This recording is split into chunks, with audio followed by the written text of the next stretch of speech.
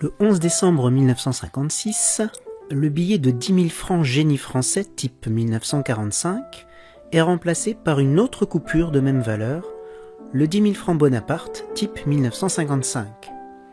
Ce billet est dessiné par Clément Serveau, déjà à l'origine de plusieurs autres billets imprimés par la Banque de France, et gravé par André Marliat et Jules Piel.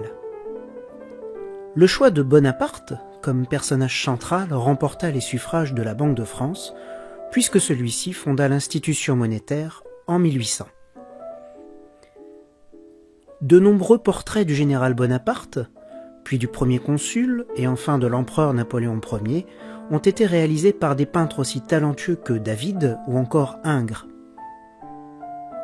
Sur la coupure de 10 000 francs, au recto, à droite, on peut voir Napoléon Bonaparte dans son uniforme de premier consul, d'après un tableau inachevé de David, datant de 1797, et conservé aujourd'hui encore au musée du Louvre. En fond, à gauche, l'arc de triomphe de la place de l'Étoile, à Paris, qui a été construit dès 1806 sur ordre de Napoléon, mais dont la construction fut arrêtée lors de l'exil de l'empereur. Elle reprendra en 1832, à l'initiative de Louis-Philippe Ier, et s'achèvera en 1836, soit une quinzaine d'années après la mort de Napoléon Bonaparte à Sainte-Hélène. L'arc de triomphe de l'Étoile est inauguré le 29 juillet 1836 pour le 6e anniversaire des Trois Glorieuses. Au verso, à gauche, on retrouve le même portrait de Bonaparte, avec en fond, à droite, la cathédrale Saint-Louis des Invalides. L'Hôtel des Invalides est un monument parisien dont la construction fut ordonnée par Louis XIV par l'ordonnance du 24 février 1677 pour abriter les invalides de ses armées. Aujourd'hui, il accueille toujours des invalides, mais également plusieurs musées et une nécropole militaire. Le plan général de l'édifice religieux, imaginé par Jules Hardouin-Mansart, est simple. Une croix grecque inscrite dans un plan carré. Chacune des façades est composée de deux ordres superposés, soulignés par un porche surmonté d'un fronton triangulaire.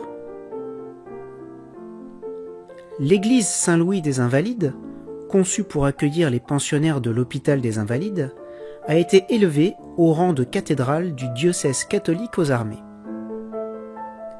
Elle renferme le tombeau de Napoléon Bonaparte, qui fut inhumé le 15 décembre 1840, sous la monarchie de Juillet, dont les dirigeants cherchaient à rassembler les partisans de l'empereur défunt.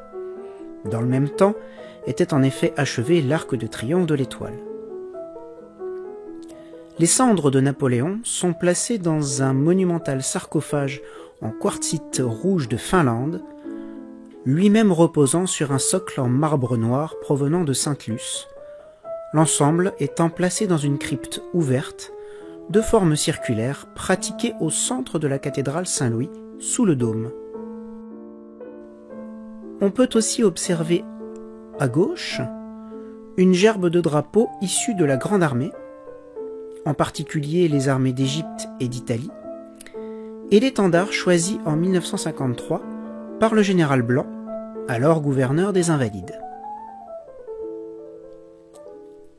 Ce billet fut imprimé de 1955 à 1958, puis retiré de la circulation à partir du 4 janvier 1960, date à laquelle il est remplacé par une coupure identique, mais libellée en nouveaux francs.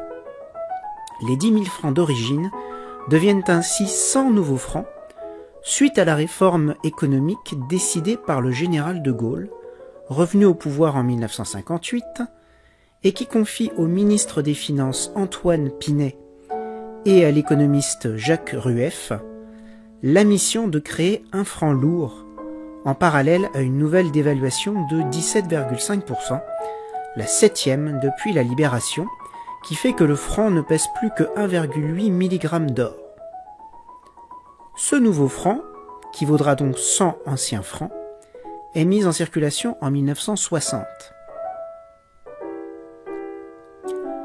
Pour habituer progressivement les Français à ce nouveau franc, le billet de 10 000 francs Bonaparte est tout d'abord surchargé d'une contremarque rouge, indiquant sa valeur en nouveaux francs.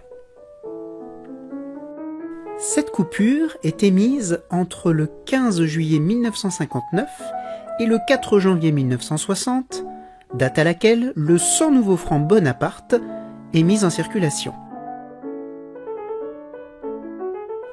Ce billet va alors être victime d'une contrefaçon restée célèbre.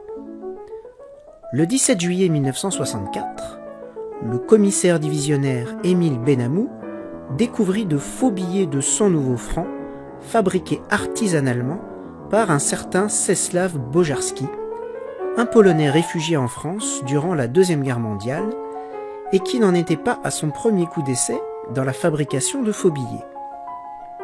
Bojarski fut arrêté dans son pavillon de Montgeron, en banlieue parisienne, dans lequel on retrouva, sous le plancher, de nombreuses copies du 100 nouveaux francs Bonaparte. Ces copies sont considérées encore aujourd'hui comme un véritable chef-d'œuvre du faux monnayage. Pour ce forfait, Bojarski fut condamné à 20 ans d'emprisonnement et incarcéré à la prison de la Santé.